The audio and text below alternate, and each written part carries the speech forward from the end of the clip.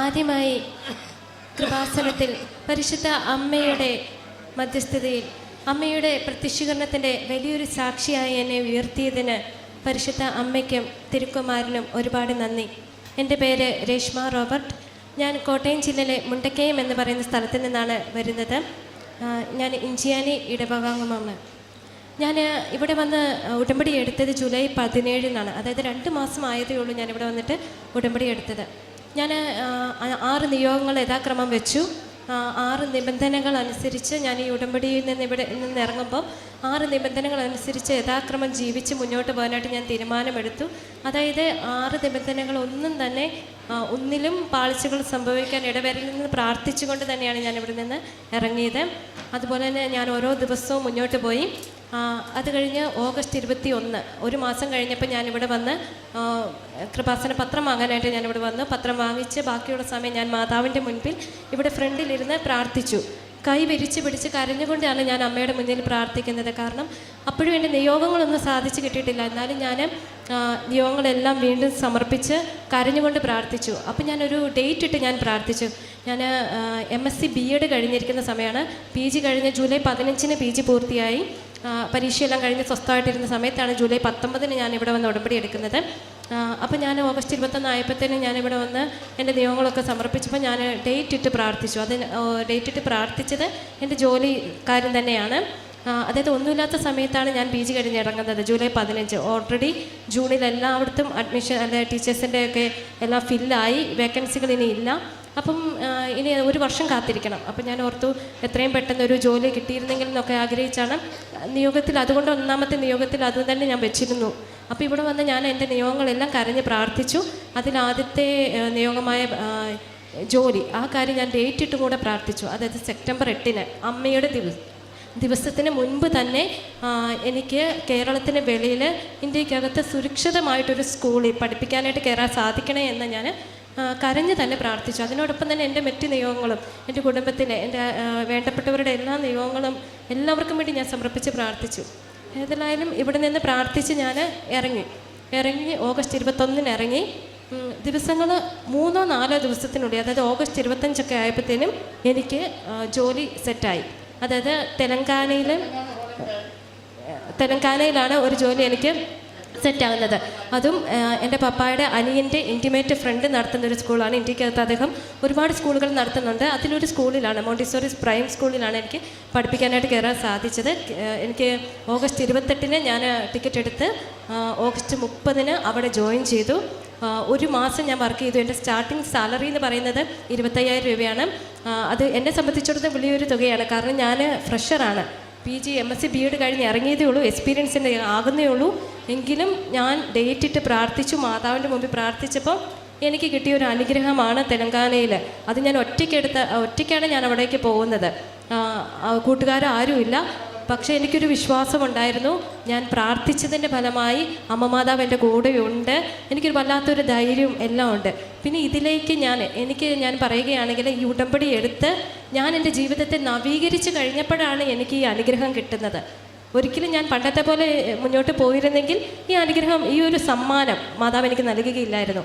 ഞാൻ എങ്ങനെ ക്രമീകരിച്ചു എന്ന് ഞാൻ നിങ്ങളോട് പറഞ്ഞില്ലെങ്കിൽ അത് വലിയൊരു പോരായ്മ തന്നെയാവും. അതായത് ഞാൻ ഏറ്റവും ആദ്യം എല്ലാം ഞാൻ പറഞ്ഞു, തുടക്കത്തിൽ ഞാൻ പറഞ്ഞു എനിക്ക് നിർബന്ധമായിരുന്നു എൻ്റെ അനുഷ്ഠാനങ്ങളെല്ലാം, അതായത് ഉടമ്പടിയിൽ 6 നിബന്ധനകൾ എനിക്ക് കൃത്യമായി പാലിച്ച് മുന്നോട്ട് പോകണം. അതിക്രമപ്രകാരം ഞാൻ എല്ലാം തന്നെ കൃത്യമായിട്ട് ചെയ്തു.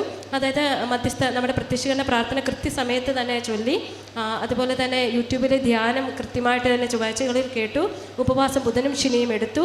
അതിലൊന്നും പാളിച്ചകൾ വരുത്തിയില്ല. വിശുദ്ധ കുർബാനയിൽ നിരന്തരം എല്ലാ ദിവസവും മുടങ്ങാതെ പങ്കെടുത്തു. ഗുംസാരം 2 ആഴ്ച കൂടുന്തോറും അനുഷ്ഠിച്ചു. ഇതിൽ സംസാരിച്ചു. അതുപോലെ തന്നെ ഏറ്റവും എൻ്റെ ജീവിതത്തെ മാറ്റിമറിച്ചത് കാരുണ്യപ്രവൃത്തിയാണ്. ഞാൻ പറഞ്ഞില്ലേ, PG കഴിഞ്ഞ് ഞാൻ ഇരിക്കുന്ന സമയത്ത് എന്നെ സംബന്ധിച്ചിടത്തോളം എനിക്കിതുവരെ കേറ്റിട്ട് അല്ലെങ്കിൽ സെറ്റ് എക്സാം ക്വാളിഫൈ ആകാൻ പറ്റിയിട്ടില്ല. അത് വേണമെങ്കിൽ എനിക്ക് കോച്ചിങ്ങിന് പോകാമായിരുന്നു. ഈ സമയം ഞാൻ അല്ലെങ്കിൽ SSC അല്ലെങ്കിൽ PSCയുടെ കോച്ചിങ് ഇതൊക്കെ എനിക്ക് വേണമെങ്കിൽ ഈ വെറുതെ ഇരിക്കുന്ന സമയത്ത് ചെയ്യാമായിരുന്നു, PG കഴിഞ്ഞിരിക്കുന്ന സമയത്ത്. പക്ഷെ ഞാൻ ഉടമ്പടി എടുത്ത് ഇങ്ങനെ മാതാവിനോടും ഈശോയോടും ചേർന്ന് നിന്ന സമയം, പിന്നെ വിശുദ്ധ ബൈബിളിനെ കൂടുതലായിട്ട് അറിഞ്ഞ നിമിഷം, ആത്മാർത്ഥതയോടെ വിശ്വാസത്തോടെ ഈശോയാണ് ബൈബിളിൽ സംസാരിക്കുന്നതിന് തിരിച്ചറിഞ്ഞ് വിശുദ്ധ ബൈബിൾ വായിച്ചു തുടങ്ങിയ നിമിഷം ഞാൻ ദൈവത്തോട് ചേർന്നു, അല്ലെങ്കിൽ മാതാവിനോട് ഈശോയോടും കൂടെ ആയി എന്ന് തിരിച്ചറിഞ്ഞപ്പം എൻ്റെ മനസ്സിലോട്ട് വന്നത് കാരുണ്യപ്രവൃത്തി. അത് ഞാൻ ചിന്തിച്ചത് എൻ്റെ സമയവും എൻ്റെ ആരോഗ്യവും മറ്റുള്ളവർക്ക് വേണ്ടി ഇനിയുള്ള ദിവസം മുഴുവൻ മുന്നോട്ട് ജൂലൈ 17 കഴിഞ്ഞ് ഒരാഴ്ച വീട്ടിലിരുന്നു.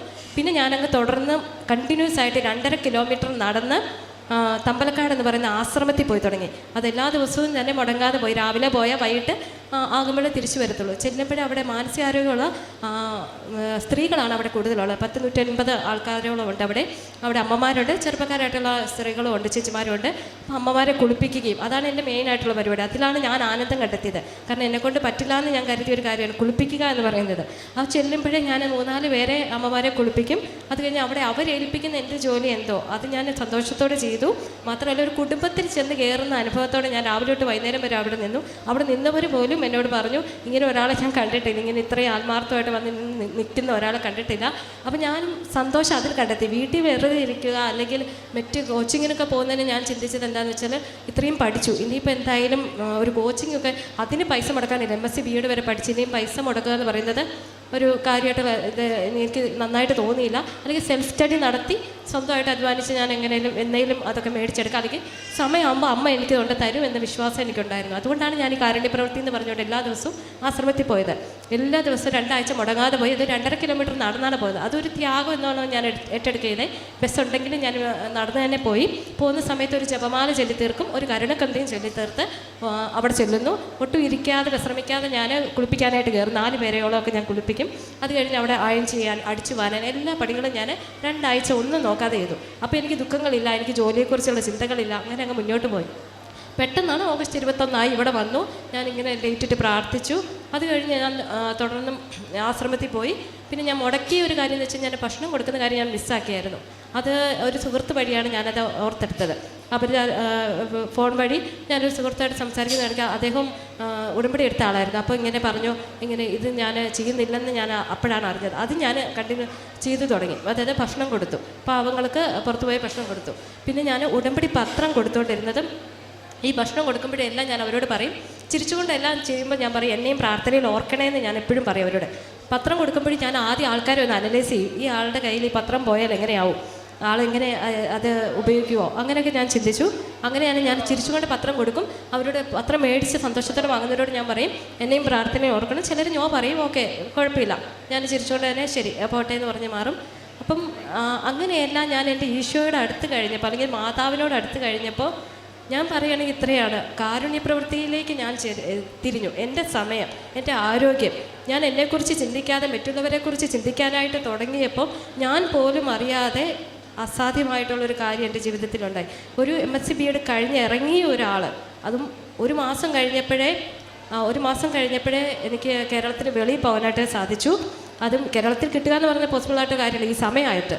എന്നിട്ട് എനിക്ക് കേരളത്തിൽ വെളിയിൽ സുരക്ഷിതമായിട്ടുള്ള, അതും എൻ്റെ അപ്പായെ അറിയാവുന്ന ആൾ, അപ്പായുടെ കൂട്ടുകാരൻ്റെ ഇൻറ്റിമേറ്റ് ഫ്രണ്ട്, ഇതിൽ പരം അദ്ദേഹം നടത്തുന്ന സ്കൂളിൽ എനിക്ക് 1 മാസം വർക്ക് ചെയ്തു. 1 മാസം ഞാൻ കഴിഞ്ഞ് സാലറി വാങ്ങിച്ച് ഇവിടെ നാട്ടിൽ വന്നിരിക്കുകയാണ് പൂജാ ഹോളിഡേയ്സിന്. ഈ വെള്ളിയാഴ്ച ഞാൻ വീണ്ടും തിരിച്ച് ആ സ്കൂളിലേക്ക് പോവുകയാണ്. എത്ര കാലം വേണമെങ്കിലും എനിക്ക് ആ സ്കൂളിൽ വേണമെങ്കിൽ നിൽക്കാം. അതുപോലെ ഒരു അവസരമാണ് മാതാവ് എനിക്ക് മുമ്പിൽ തുറന്നു തന്നത്. എല്ലാം ഞാൻ മാതാവിനെ സമർപ്പിക്കുകയാണ്. എൻ്റെ മുന്നോട്ടുള്ള ജീവിതം അവിടുത്തെ പദ്ധതി അനുസരിച്ച് മുന്നോട്ട് പോകുമെന്ന് ഞാൻ ഉറച്ചു വിശ്വസിക്കുന്നു.